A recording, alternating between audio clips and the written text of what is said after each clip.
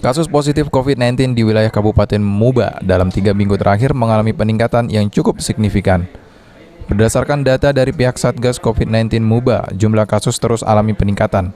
Hingga akhirnya pada tanggal 7 Juli lalu, jumlah kasus positif di Musi Banyuasin sebanyak 28 kasus positif, yang mana jumlah tersebut membuat Kabupaten Muba menjadi daerah zona merah COVID-19. Dengan adanya penambahan kasus COVID-19 ini, Rumah Sakit Umum Daerah Sekayu telah menambah sejumlah fasilitas rumah sakit, seperti tempat tidur, tabung oksigen, serta sarana dan prasarana penunjang medis lainnya.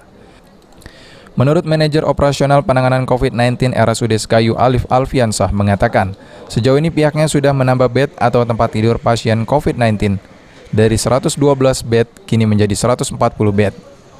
Terkait sekarang ada peningkatan pasien COVID ini di Rumah Sakit Umum Sekayu ini penanganannya seperti apa sih, Pak?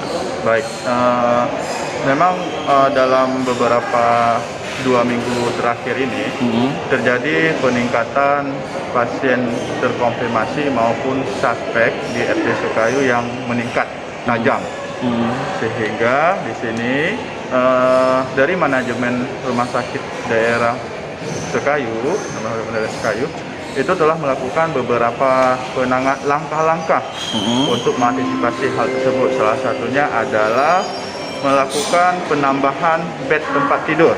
Penambahan bed tempat tidur yang sebelumnya kita punya 112 bed. Untuk saat ini kita telah melakukan upgrade menuju ke 137 bed tempat tidur. Artinya ada penambahan beberapa bed untuk pasien-pasien terkonfirmasi.